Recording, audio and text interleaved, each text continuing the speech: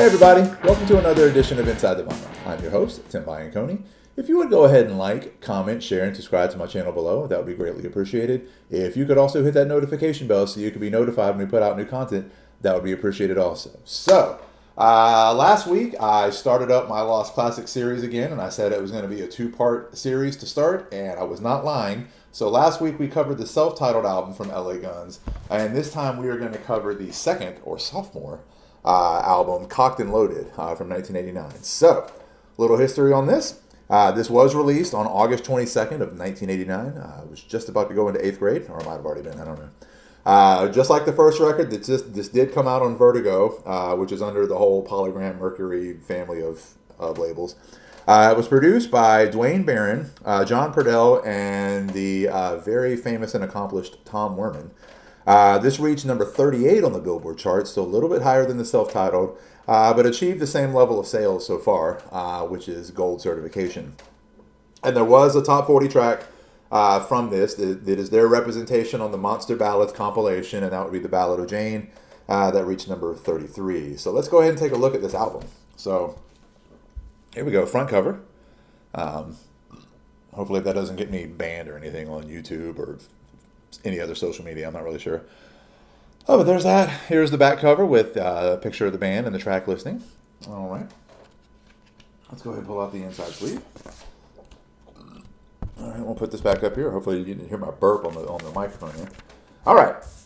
So, inside sleeve, on one side we have a picture of the band. And then on the other side, we have a lyric sheet, which is interesting because the first album that we did before did not have the lyrics on the inside sleeve, but this one does. So there you go. And then if we pull out the vinyl again, we're just talking about standard black vinyl from the time, again with the same Vertigo sticker in the middle that the debut album had. So nothing too special there.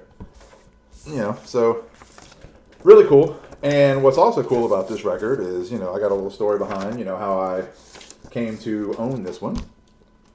So this is a very sought-after record.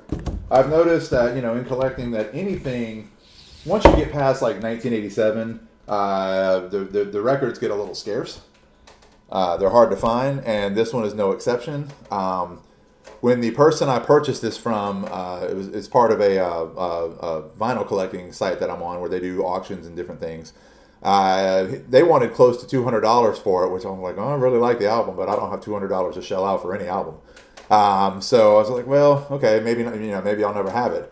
And then they did this like raffle, whatever you want to call it. And I bought like 3 slots or whatever. So I spent like $30 on the chance that maybe I'd get the record.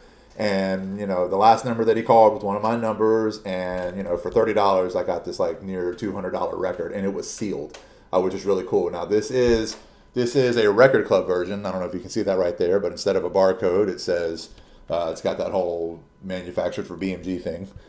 From that whole, like, get a bunch of records for a penny, and then since you're a kid, they couldn't hold you accountable for it because it wasn't legal to do so, which was great. And then remember, like, 6 months later, they'd send you another one and let you do the whole thing over again. It was great. But anyway, I miss those days. But anyway, so that's the story of how I came to have this record, and I'm very, happy that I do. The reviews for this record, much like the first, are very positive. There's a lot of killer tunes on here, a lot of tunes that still get played on, stations like Hair Nation, on Sirius, or any other stations that still play like 80s style, hair metal rock, whatever you want to call it. But of course, Rip and Tear, Never Enough, Ballad of Jayne, Malaria, the singles, all killer. The rest of the album is killer too. Now, my one complaint with the vinyl, and I didn't know this before I got it, and it wouldn't have made a difference, but my favorite song from the entire Cocked and Loaded album is a bonus track that was available on the CD and on the cassette, and it's a song called I Want to Be Your Man.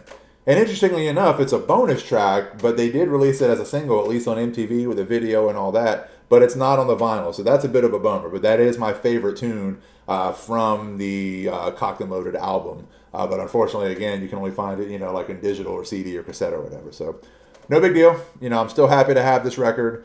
It's a great album. Not quite as raw. Still straightforward, still good rock, but not quite as heavy and not quite as raw as the self-titled record. But again, a great record. Weird drum sound, but a great record. And I don't really know what else to say about it. I mean, this band is still around now. I can't talk today. Tracy and Phil have been back together in LA Guns for several years and have put out several great records.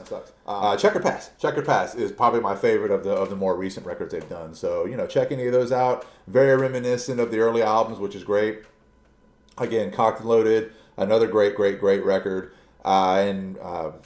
I don't really know what else to say. You can either, you know, if you don't want to pay $200 for a vinyl or even $30 for a vinyl, you can find it on Apple Music, Spotify, and much like the first record, there is a company called Rock Candy Records over in Europe that's done a lot of remasters and repackaging of a lot of albums from the 70s and 80s, and Cocked and Loaded is one of them. That remaster sounds killer, and it does have "I Want to Be Your Man" on it. So check that out. Check out the vinyl, check out whatever you want, but just check this album out. You won't be disappointed. That's all I've got for you this time. Like, comment, share, and subscribe. Hit that notification bell so you can be notified when we put out new content. I've got the rest of my Lost Classics series.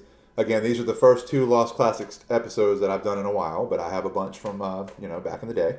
I've also got my live album series where we talk about great live albums from the last, 50, 60 years. I've got my unboxing series where we unbox new albums, reissues, anniversary editions, box sets. Sometimes those are CDs, sometimes those are vinyl. It just depends on what's coming out. I've got some concert footage from random concerts and festivals over the last several years. I've got some mediocre disc golf stuff with some mediocre players like myself. And last but not least, I have 2 documentary style films that I did for school.